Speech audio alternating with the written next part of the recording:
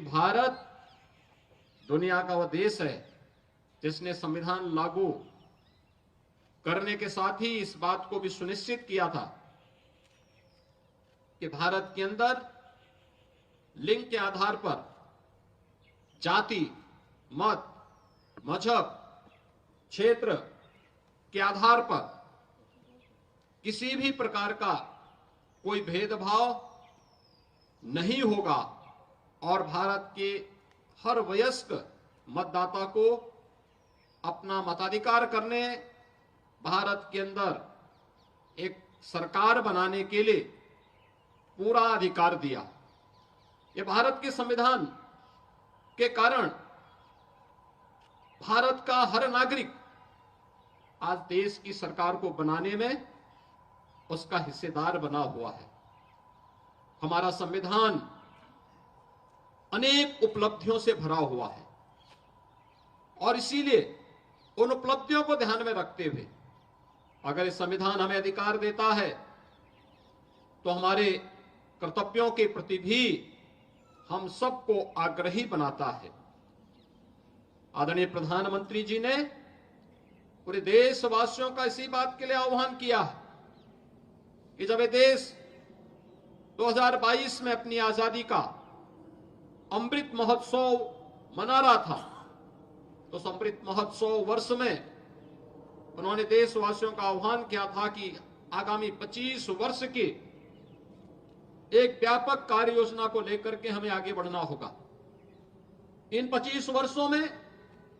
हम कैसा भारत चाहते हैं, यह हम सबके संकल्प को जमीनी धरातल पर उतारने के इन 25 वर्षों में अगर हम सब अपने कर्तव्यों का ईमानदारी पूर्वक निर्वहन करते हैं तो 2047 आने पर भारत दुनिया के एक विकसित देशों की श्रृंखला में खड़ा होगा, जहां पर हर भारतवासी न केवल अपने देश और अपनी प्राचीन विरासत पर गौरव की अनुभूति कर पाएगा, बल्कि वह अपनी वर्तमान को सुखद और सुंदर बनाने के साथ ही अपने भविष्य को भी उतना ही उज्जवल बनाने के प्रति पूरी तरह आश्वानित होगा। हम सबको इस बारे में ध्यान रखना होगा कि संविधान हमारा सर्वोपरि है और संविधान हमें एक ही बात के लिए आग्रही बनाता है कि हम सबका जो भी कार्य हो वह देश के लिए हो, हर काम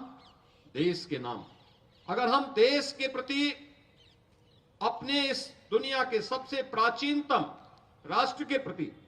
अपनी श्रद्धा और सम्मान के भाव को व्यक्त करते हैं, हर व्यक्ति, हर जाति, हर मत, हर मजहब, हर संप्रदाय इस देश के अंदर अपने आप को सुरक्षित महसूस करेगा। आजादी का अमृत महोत्सव के उपरांत आज हमें भारत के संविधान को लागू करने के अमृत महोत्सव वर्ष में भी सहभागी बनने का अवसर प्राप्त हुआ है और ये दोनों एक साथ अगर चलेंगे तो देश की संविधान की रक्षा और संविधान के अनुसार अपने कर्तव्यों का निर्वहन करके हम लोग अपनी आजादी को भी अक्षुण्य बनाए रख सकते हैं और भारत को दुनिया की एक सबसे बड़ी ताकत के रूप में स्थापित करने में अपना योगदान दे पाएंगे। मैं एक बार फिर से भारत माता के उन महान सपूतों को, जिन्होंने देश के संविधान को बनाने में अपना योगदान किया,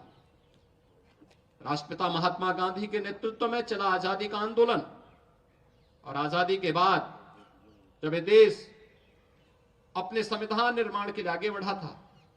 तो एक नाम सबके मुंह पर आया था, सर्वमान्यमति से जिन्होंने उस नाम का चयन किया था, वह नाम था डॉक्टर राजेंद्र प्रसाद जी का। राजेंद्र प्रसाद जी ने देश के संविधान को सभी संविधानविदों, स्वतंत्रता संग्राम सेनानियों और विशेषज्ञों के साथ मिलकर के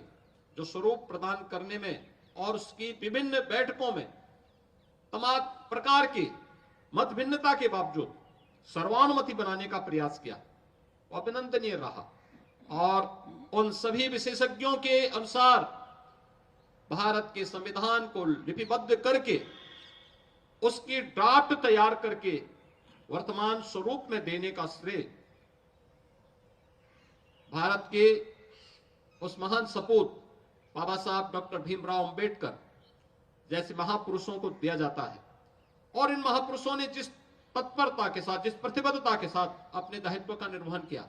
हम सब के लिए अनुकरणीय है।